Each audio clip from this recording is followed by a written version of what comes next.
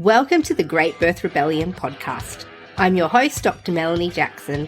I'm a clinical and research midwife with my PhD, and each episode I cast a critical eye over current maternity care practice by grappling with research and historical knowledge to help you get the best out of your pregnancy, birth, and postpartum journey. Welcome to today's episode of the Great Birth Rebellion podcast.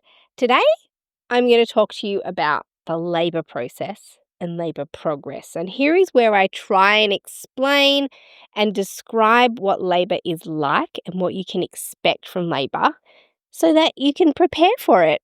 And if you're watching this on video, for those of you who are on Spotify or YouTube, you might notice I'm wearing some Great Birth Rebellion podcast merch, which is available for all of you to purchase at thegreatbirthrebellion.com.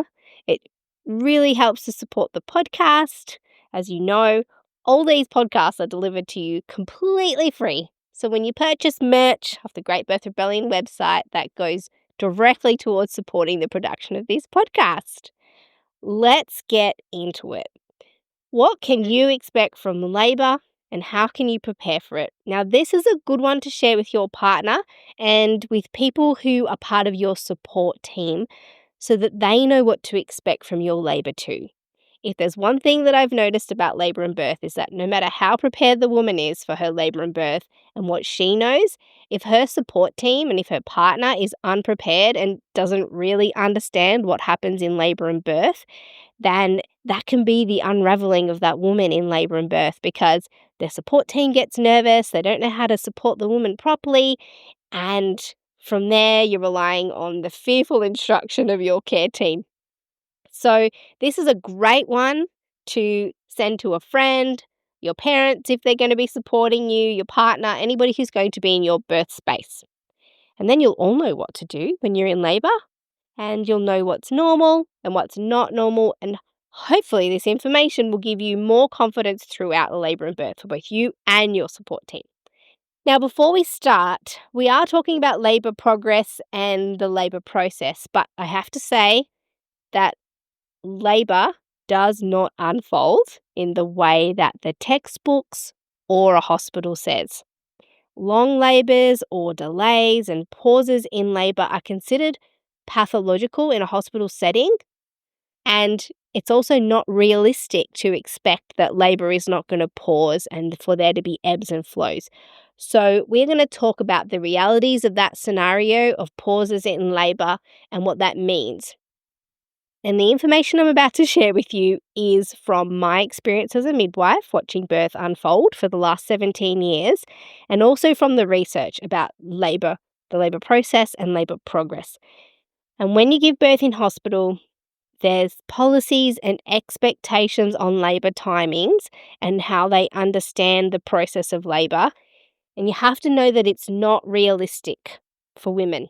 The knowledge about labour and birth that they're using to create hospital policies and practices is based on distorted information from medicine and old research.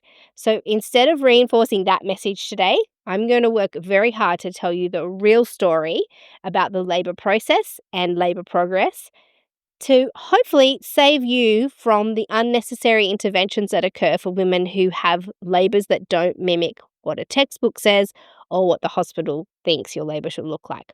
So today I'm drawing from research, actual scientific evidence on how labour progresses, and also from what I've observed watching births at home that aren't interrupted by moving into hospital or unnecessary intervention. So let's get into it. By the end of this episode, you are going to have an understanding of the labour process and labour progress and how to work with it. So a medical or midwifery textbook will break labour up into 3 stages. The first stage of labour involves regular contractions of the uterus and also dilation of the cervix. This is how it's defined. I'm not saying I endorse these definitions. This is just how your medical practitioner is thinking.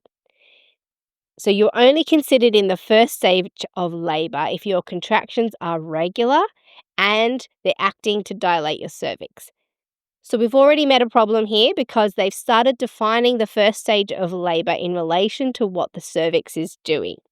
So if you heard episode 148 of the Great Birth Rebellion podcast, it's all about vaginal examinations, and you'll already know that within a medical approach to birth, diagnosing the first stage of labour relies on vaginal examinations. So if you're getting contractions, and potentially in the early stages of labour, but there's no change in your cervix, you would be told that you're not in active labour, or you're not in labour that warrants any kind of medical care. But you are experiencing labour, so you're not in not labour because you're contracting.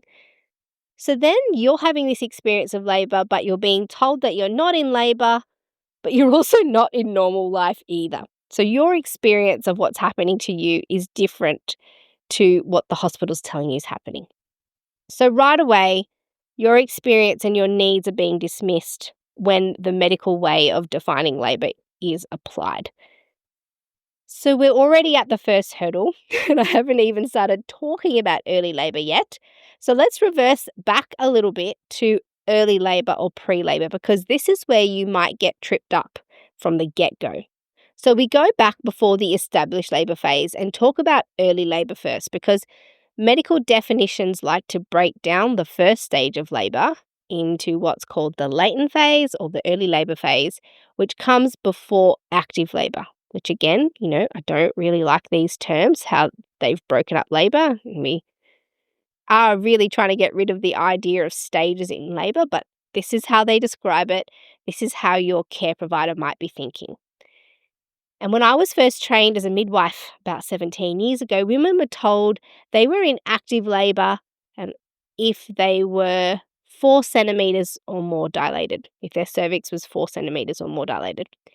If they were less than that, they were sent home and told you're in early labour, go home, come back when labour is stronger, and then still again, if they came back and labour was strong, or they'd been in labour for a few days and they actually wanted some medical care, if they weren't dilated beyond 4 centimetres, they were either told to go home, or if the woman didn't want to go home, she was offered sedation and pain relief and either sent home with that or put on the antenatal ward to have a rest and a sleep. So no actual sort of human care or midwifery care. It was just sedation, pain relief, and please stay quiet until you're over 4 centimetres. Then we will offer you care. That was back when I was training. And I've heard comments before where people explain, well, the hospital can't manage every single labouring woman. There are resource, bed and staff shortages, and these prevent hospitals from caring for women during early labour. And there is nothing more true. It's absolutely correct. The hospital system is not resourced or prepared to look after you during early labour. They don't have the capacity to be caring for women in early labour. It's not right, but it's the reality. So you've got to know that in the current maternity care system, unless you want them to speed up your labour with medication or sedate you in early labour, they're not going to offer you any other type of care. You're responsible for managing your care in the early labour phase. And the longer you do that at home, the better, because all the hospital has to offer you before you reach 4 centimetres dilated is either an augmentation with syntocinon, so like the induction process where they go, right, if you're here, you better be in active labour. If you're not in active labour and you want to stay here, we're going to put you in active labour with an augmentation. Or they'll put you on the antenatal ward, sedated and with some pain relief, but you won't actually get intense midwifery care. So don't expect care in early labour from a hospital. I know it sounds really savage, but it's the reality. They're not resourced for that. They're not prepared for that. The policy doesn't support that. So make a plan to have your early labour care at home, and I'm going to talk to you through this episode about what you can do to have that care at home. And now a quick note for care providers who are out there who have to send women home in early labour. And I know many of you don't want to be doing this, but just know that if a woman is presenting in the early stages of labour, what she's saying is, I need support, I need help, I need to be cared for. Maybe she's scared, maybe she's worried. And what she's saying is that I feel like I'm in labour that needs further support from someone. And so they come to the hospital. And you can't blame them because the medical messaging is that when you're in labour and during birth, things are dangerous and you need medical care. And so women accept that message and they come to hospital and then they're told, actually, you don't qualify yet for the care that's given to women in labour. Your cervix needs to be performing. It needs to be dilated past 4 centimetres in order for you to qualify for the care that we say that you need during labour. So when women arrive, especially if they're presenting multiple times in early labour, let's have some sympathy, some comforting words, some simple strategies that you can give them to take away, and I'm going to explain those in a minute, but also asking if she's worried about anything. It's possible that she's come because she's scared or has questions or has really bad support at home or an unsupportive partner or a partner that's busy looking after the kids and the household. And so it's possible that she's just feeling alone and frightened. So perhaps spending some time to ask what she came for. Is she scared? Does she have any questions? Does she have enough support at home? Does she feel safe at home? That might help you how to know how to help her so that she can comfortably go back home in labour. So mums out there listening, please know that if you present to hospital in early labour, particularly if you present more than once, many women will be given sleeping tablets. It's often Panadine, Fort, Temazepam or some combination of that, and either sent home or put on the antenatal ward to await induction. It's not like you can arrive there and just wait to go into labour and hang out for days. If you're there, you're using resources and taking staff time and a bed, they want you to be in labour, have your baby, and get out. So here's what happens. Women get sedated and silenced, and that's what you can expect. But what can you do in early labour to be as prepared as possible to labour at home for as long as possible? And I will summarise them here, but we've got lots of podcast episodes too that you can go back, and I'll put those in the show notes for you. They're linked down below in the show notes for you to click on and go back and listen to that speak to this same topic. But I'm going to give a very quick summary here of the things that you can do to be prepared to labour at home for as long as possible to prevent you from needing to go to the hospital early in labour. And you might be listening actually if you're having a home birth and wondering, how do I labour at home without my midwife before I call her? All of these things are going to work for the same thing. So what can you do before you actually need to engage with a maternity care provider? So here we go. If you're writing things down, if you got your notepad, here is your list. So if you're going to be comfortable at home, you need to have lots of easy, nutritious snacks and fluids. So think about good quality electrolyte drinks. You're working very hard. Consider it a marathon. So you've got to keep hydrated, but also your electrolytes up. Try and avoid those really sweet, sickly flavoured ones. Go for as natural as possible. And it's up to your support team to make sure these are always topped up and within arm's reach and available to you. Think about preparing lots of blankets, pillows, floor mats, soft furniture to lay around on and to get comfortable with. Also consider, sometimes your waters have broken or you want to labour naked or whatever you want to do. Consider some easy sort of towels and drop sheets, potentially maternity pads and things like that you can use to just keep your space as tidy as possible as well. Now, your support people need to help you with everything else in the house and look after your kids if you've got them in there. You only have one thing to focus on, and that's yourself. So you'll be labouring and make sure the rest is managed by the people around you.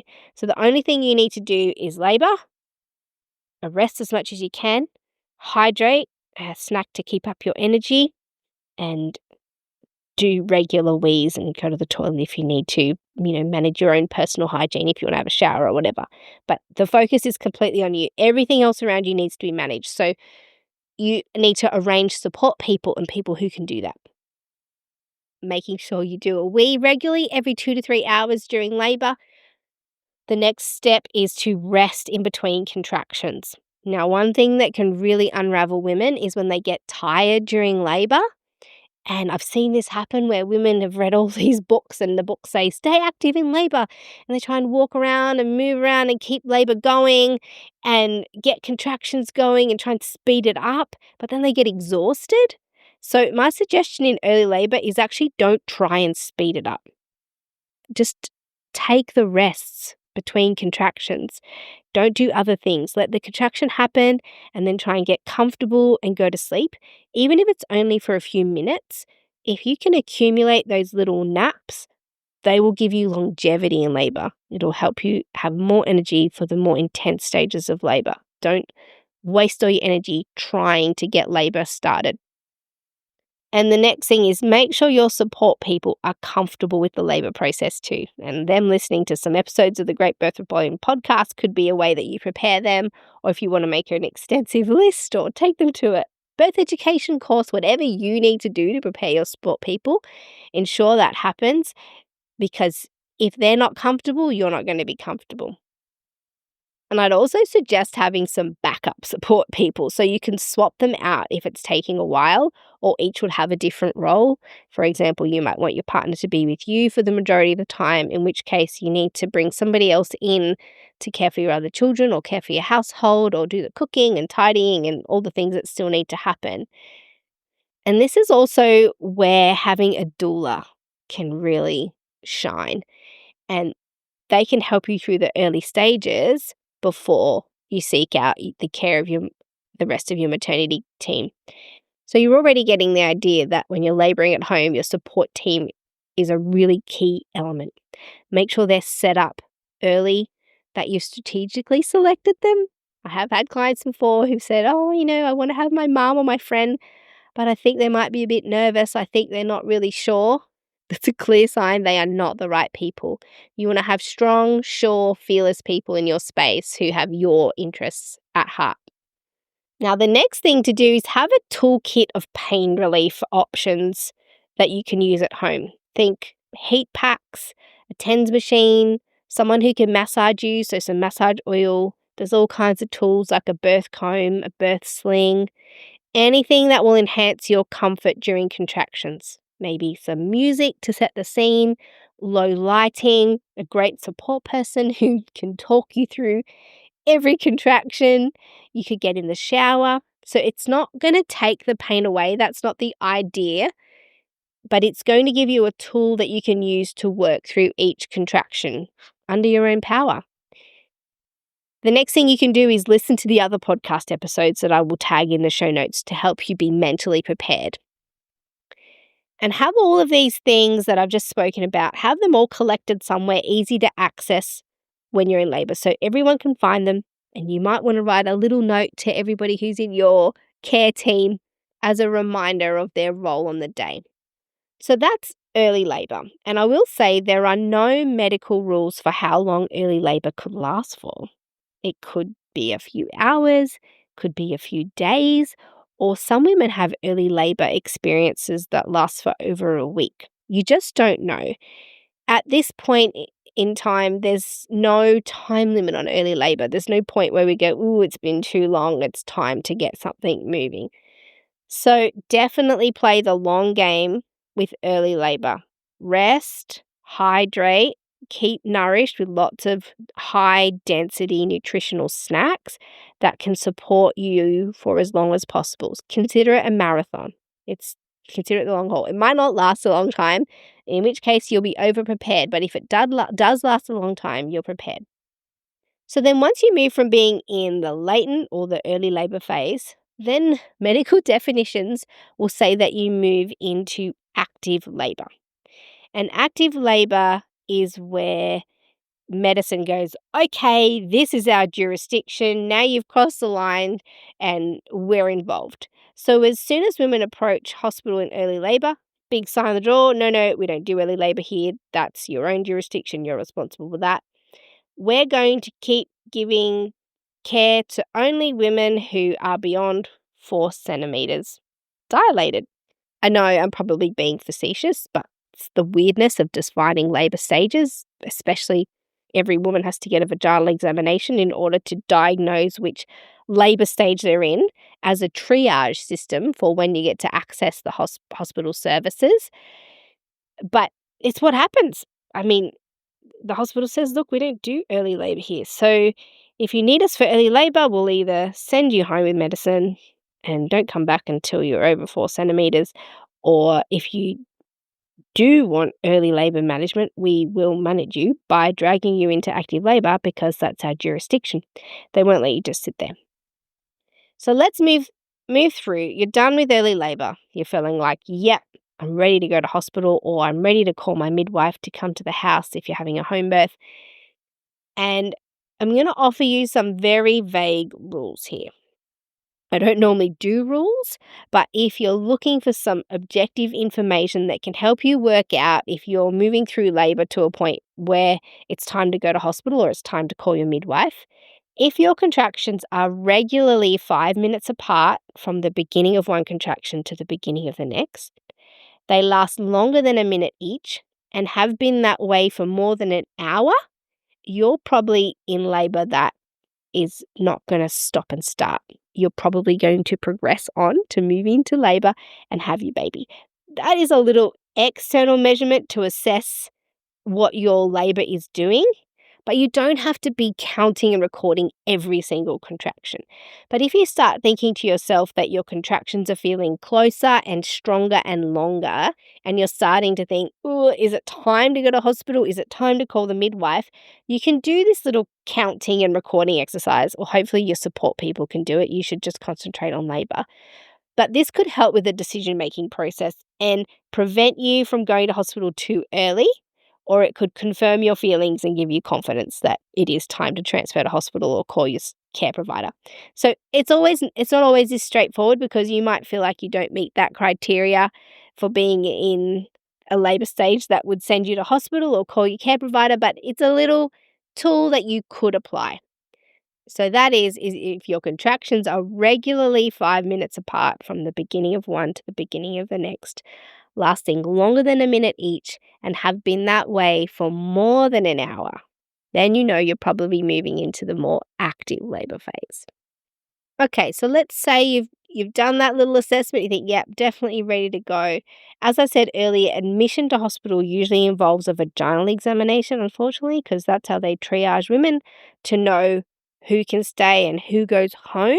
You don't have to accept that vaginal examination, by the way. But when I was trained, it used to be that if you arrived to hospital, they'd do a vaginal exam, and if you're more than 4 centimetres, that's it. You're admitted, you're on the books, you have a folder, you've got a care provider, you're tagged as being in active labour, it's officially started. But that was based on really old research. And obviously I trained 17 years ago. And there's now newer research by a team that was led by Zang. And all of these research papers will be in the resource folder. For anybody who's been listening to the podcast for a while, you'll know that this podcast has a resource folder, and every single research paper that we use to create all the podcast episodes are in the folders. They're categorized in topics and podcast episode numbers, so you can find them. Or to get access to that, you've just got to join the mailing list, the Great Birth Rebellion podcast mailing list, and the details for that are in the show notes.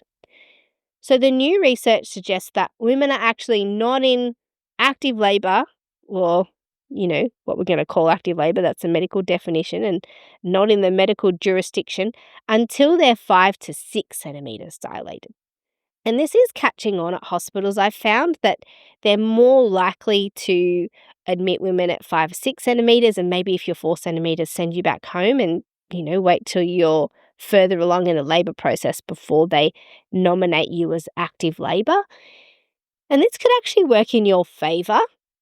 And I feel like it's a positive change where they're not putting women on the clock as early as they used to. So back when I trained, women were coming in, they were 4 centimetres, and if you hadn't had your baby within a certain number of hours, then you would be offered augmentation or something to speed your labour up, or caesarean section if they feel like your labour's stalled.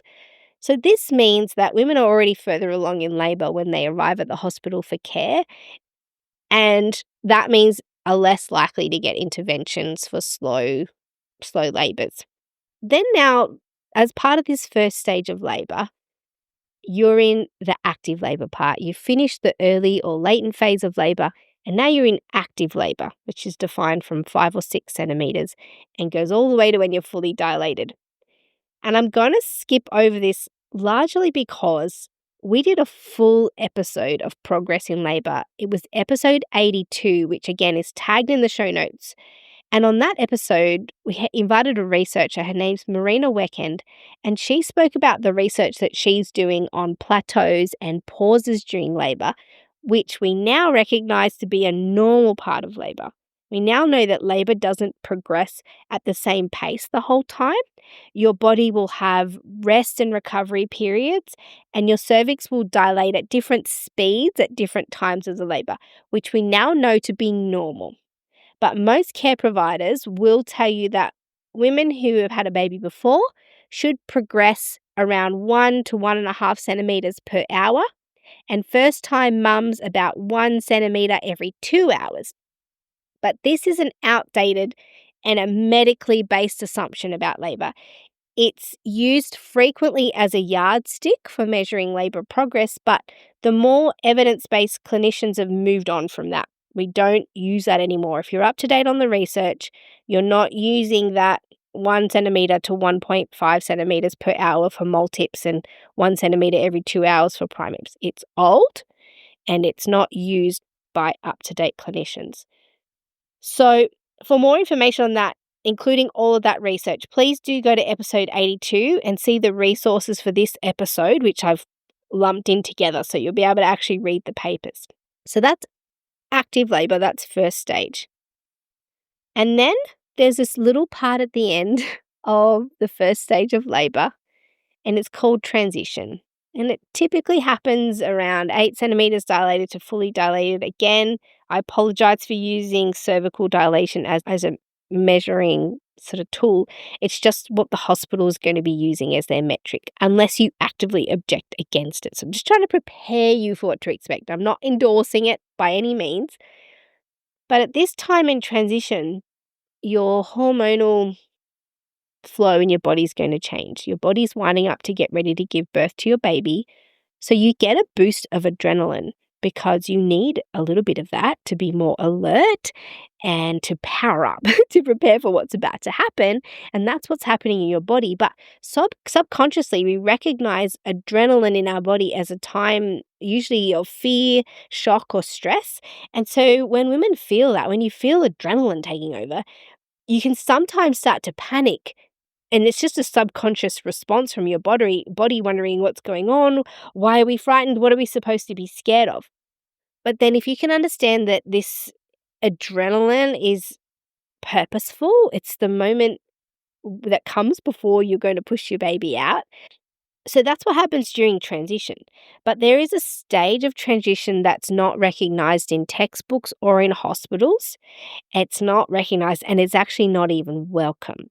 But Marina does talk about this in her research about physiological plateaus, and certainly private midwives have known about this stage of labour for a long time. And we call it the rest and be thankful stage. And honestly, in a physiological birth, I probably see the rest and be thankful stage 50 or 60% of the time. Women are in really good, strong labour, and I think, great, we're progressing on, the baby's going to be born soon. And then suddenly they fall asleep in the pool or something. They lie down on their side and start snoring. And there's like no contractions for half an hour, sometimes even longer. And I see this as a normal part of labour. I welcome it as normal, so long as the woman and the baby are well, of course. And this correlates with this idea that adrenaline comes in. What we do know about adrenaline is that it can have an impact on oxytocin and reduce the number of contractions. It's also why the number of contractions reduce when the woman's in the pushing phase. So for midwives out there, you'll see the women are having regular contractions and all of a sudden they get to the pushing phase of their labour and their contractions space out. Well, that's because adrenaline's come in as well to give them more power, but it can dampen down some of the activity of oxytocin. This is normal, all right? It's not some kind of weird shutdown of the body that is pathological. But in hospital, if all of a sudden your contractions stop and you go to sleep and your body stops labouring, they consider that to be a stall in the labour progress. And they see that as a reason to accelerate or augment the labour with oxytocin, which is artificial oxytocin. In Australia, it's called syntocinon. In the US, they call it Pitocin. Same medicine, just different names. So if women stop contracting in hospital, this is seen as divergent. It's not normal, and they will likely try and get things started again. But this is the rest and be thankful stage. It's so purposeful. The woman's about to do something really big. She's about to push a baby out of her body. Her body knows that. It's giving her a rest. In fact, it's also giving her baby a rest, who's going to have some time to recover from the labour process, fully reoxygenate, be well perfused, ready to go for the stress of being pushed out of its mother's vagina. So this is my message to anyone. The women, support team, care providers. If the woman's labouring and it's going on and on and on, and then she feels all of a sudden like falling asleep, just fall asleep. Don't think to yourself, oh gosh, I'm so sleepy. What do I do?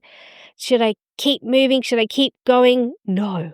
If you feel sleepy and your body wants to go to sleep, let your body go to sleep. And if you're a midwife looking after that woman, do not, under any circumstances, wake that woman up. Don't wake her up to do a blood pressure. Don't wake her up because it's time for her next vaginal exam. Don't wake her up to see if she's okay. Does she need anything? No. She needs to be left alone to have a sleep. Her body is doing very, very important work. The rest is as important as the effort. Don't interrupt it. If the woman's well and the baby's well and they're sleeping, this isn't something that needs managing. This is something that needs to be left. It's not pathological, it's just labour. And it's time for the support people now to step in and protect this rest phase, really at any time in labour. If the woman is sleeping, protect those rests. And I hear you out there, care providers out there saying, it's our workplace policy. I have to be doing a blood pressure every 4 hours. I have to be doing a vaginal exam every 4 hours. I have to be checking on the woman's contractions. If the contractions stop, I'm supposed to augment her. But midwives, you can also advocate for women in this time. And I know there's outside pressure to make sure that you're doing all of those tick box things. So if someone's like, have you done the woman's blood pressure yet? How's she going in that room?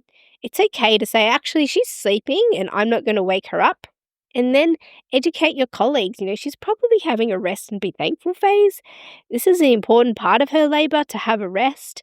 And I'm going to allow that. There's nothing wrong with this woman. She hasn't had any previous observations that have been out of sorts. The baby's well. Let's give her some space to do that. She doesn't need her blood pressure done this hour. Could be done next hour. And if she isn't currently experiencing a blood pressure issue, it's unlikely to suddenly occur in the next hour or two. So I'll take a bit of a chance now to give some evidence around this, because your colleagues might not be happy with just you saying, I'm just going to leave it a rest. I don't need to do all that stuff that we normally do. But there is some actual research around these things.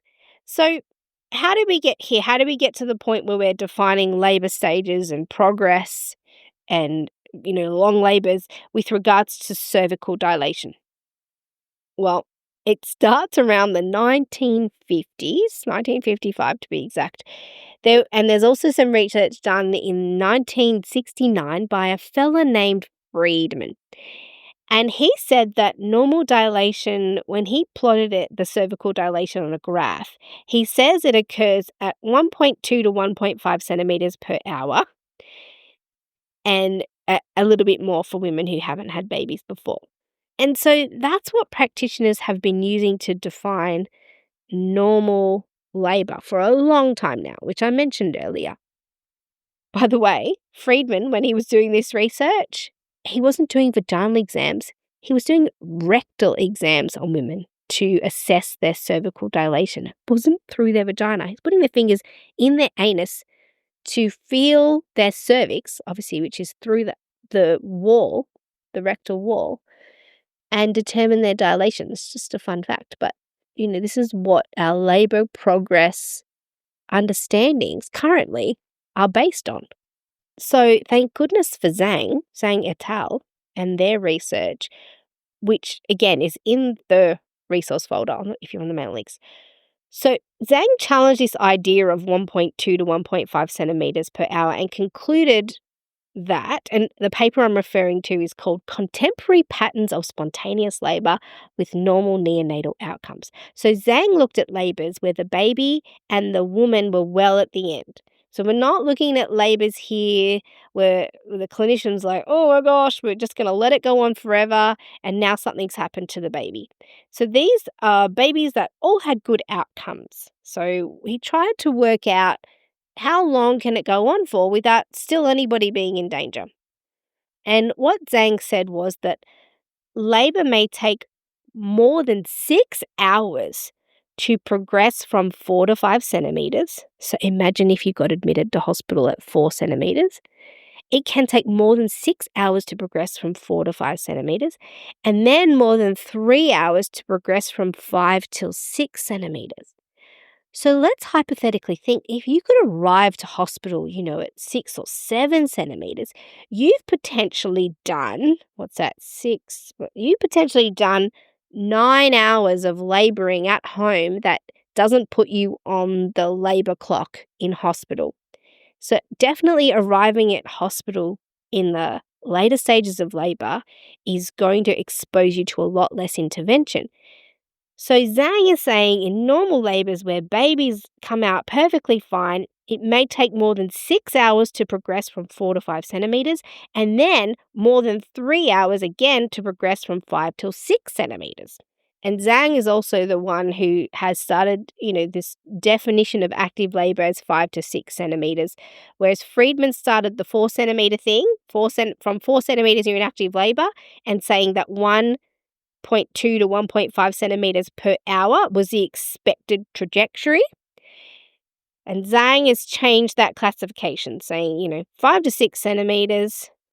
And I love this research because it gives women permission to labour longer. I know what I'm saying, permission to labour longer. But we've got to remember the constraints of the hospital system and how obsessed they are with time. And this is actual research that can replace Friedman's circus.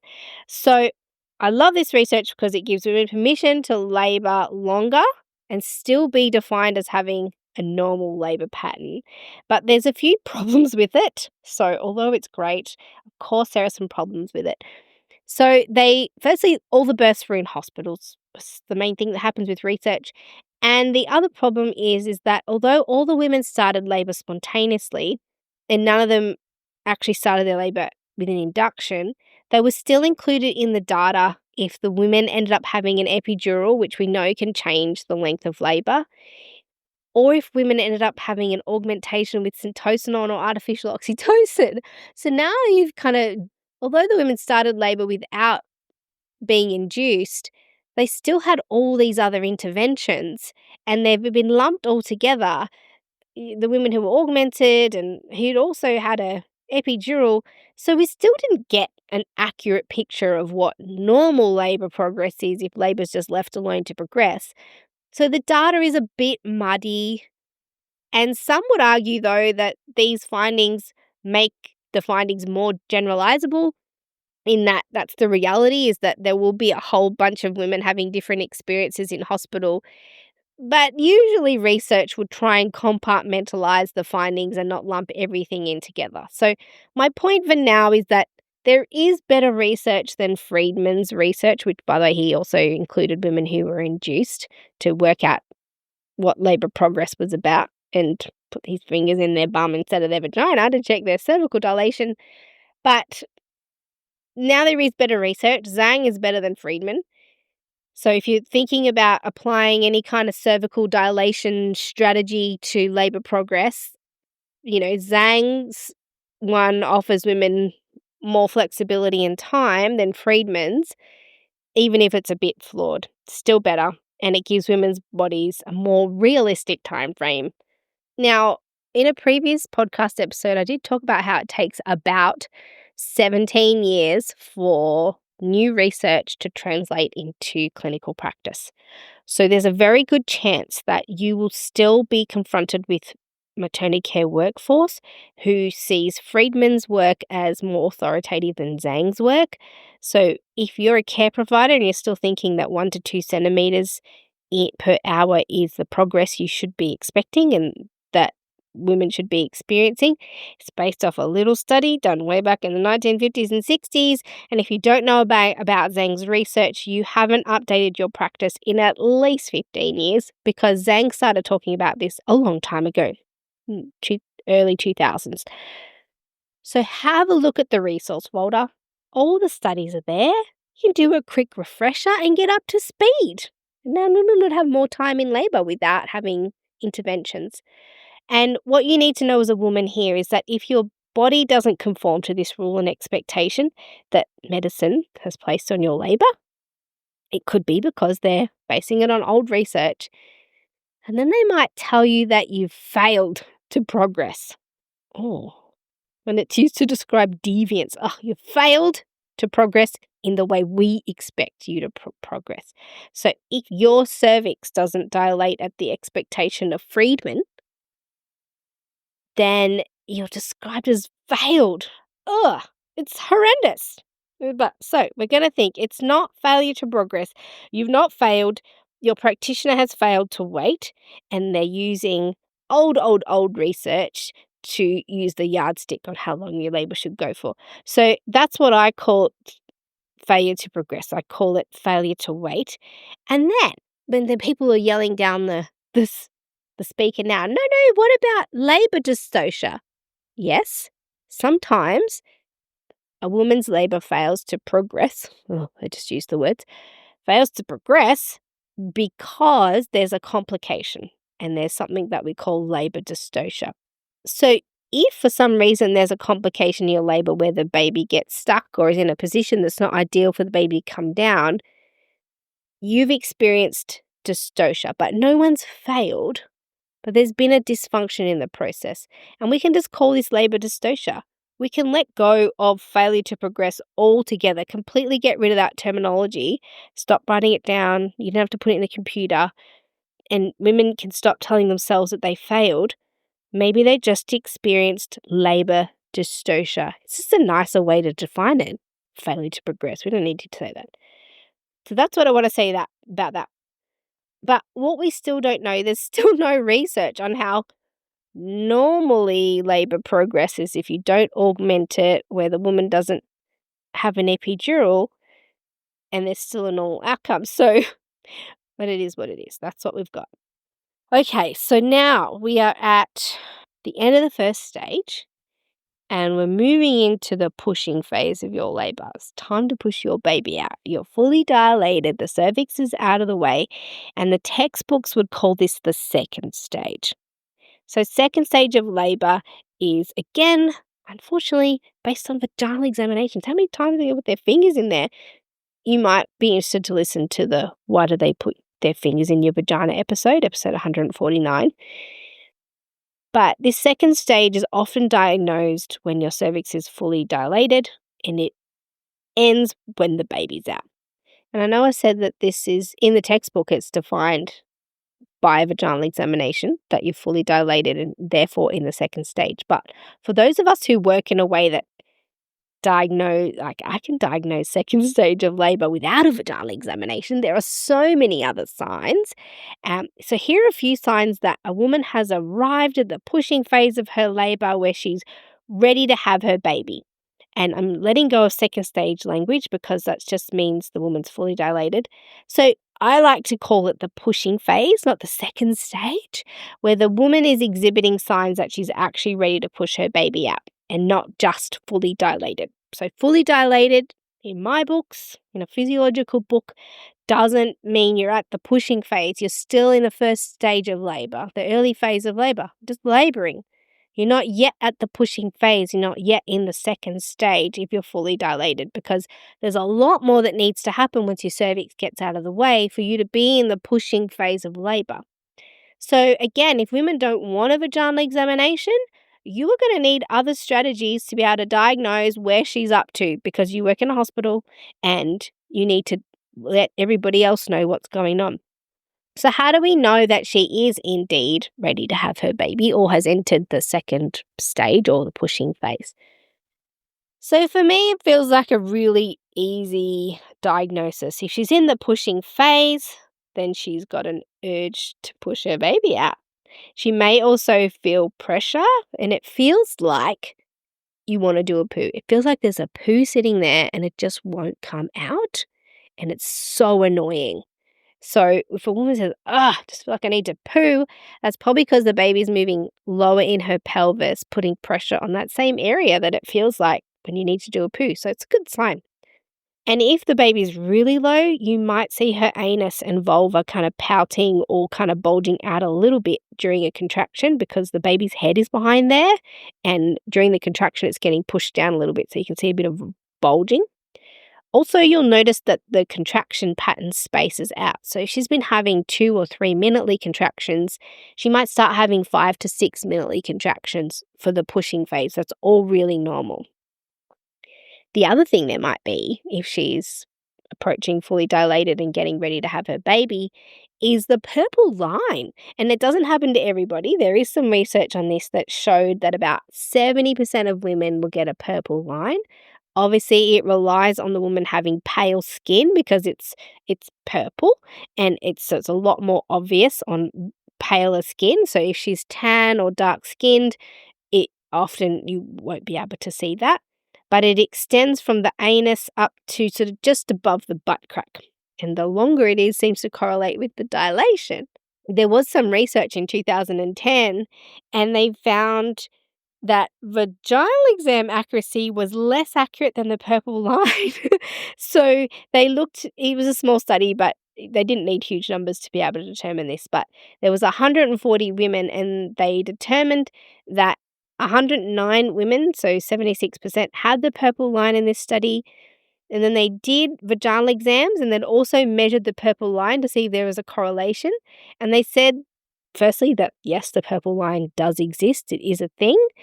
And they said there is what they call a medium positive correlation between the length of the purple line and the woman's cervical dilation, but also the position of the baby's head in the pelvis, which they believe is what creates the purple line. Not so much the cervical dilation, but the progress of the baby down is what creates the purple line. So then they said that obviously it's a thing, and we can possibly use the line to diagnose labour progress, but there needs to be more research of if it can be an objective measurement that we can use as midwives in place of vaginal exams. And then, finally, the undeniable fact that you're in the pushing phase is that you can see the top of the baby's head at the opening of the vagina. You go, whoop, there we go. We can absolutely, without a doubt, confirm that the woman is not only fully dilated, she's also getting an urge to push. So she's in the pushing phase of labour, and I can see the top of the head. So we're most definitely in this second stage. And if you're at home, this is the time. Hopefully your second midwife has already arrived. Now, another way for you to objectively work out the progress of a woman's labour, where is she up to, is by her positioning, how she's moving her body. So this is very exciting. When I was a baby researcher and I started my academic career when I was 24, my very first research project was the birth position study. And it was my job to enroll the women into this study. And we wanted to watch what women did during physiological labour. So what was their positioning? What did they naturally do? And I won't tell you all the details, but one of my roles was to go to all the births for the women that were enrolled in this study. And they were recruited from both hospital, birth centre and home births. So I was just living on call, going out to births, and my whole job was to watch them and record, every single position change they made and the timing and all that. So I watched their whole labour. And I did things, I knew I didn't want to interrupt their labour process by being in the way. So I made every effort to be really unobtrusive, and I used to get in the cupboards at hospital births, really low down so the woman couldn't actually see me. I was a lot smaller then. I could fit in cupboards, and I'd just peek out and see what she was up to. And so that's what I did. And then when we had a look at the data, what we noticed is that women started off in early labour. They were walking more and moving a lot more upright. They were able to do that kind of thing. And then as their labour progressed further along, they got closer and closer to the ground. So in the more active parts of labour, kneeling a lot more, sort of hunching over more over or leaning on couches and bench tops and tables, still standing, but again, as it got further and further along, coming down to their knees and getting closer to the ground. So if you're thinking, am I in early labour, sort of the middle of labour, or coming to the end stages of labour, think about the types of positioning that you're favouring. Are you still able to walk around? Does that still feel comfortable when you're standing for contractions? Do you feel like you need to lean on something during a contraction? Maybe you're kind of midway through. If you feel like you need to get to the ground and be grounded on your knees and hands and low down, it's possible that you're moving further and further and deeper into labour land. You can no longer stand up and you feel like your body needs to be fully supported through contractions. You're probably getting close to having your baby. You probably in this stage don't want to talk to anybody anymore. You're kind of really getting quite internal, eyes are shut. You can't have conversations in between. You're fully focused. That's a woman who's getting close to having her baby. So when you combine all of that knowledge and the other external signs that the woman's entering a pushing phase, then do we really need to do vaginal examinations to diagnose when it's time for a woman to start pushing? There is so much more that I could say about this. This is just the tip of the iceberg, and some of what I want to say is covered in other episodes, and they're all tagged in the show notes below. There's a stack of resources in the resource folder.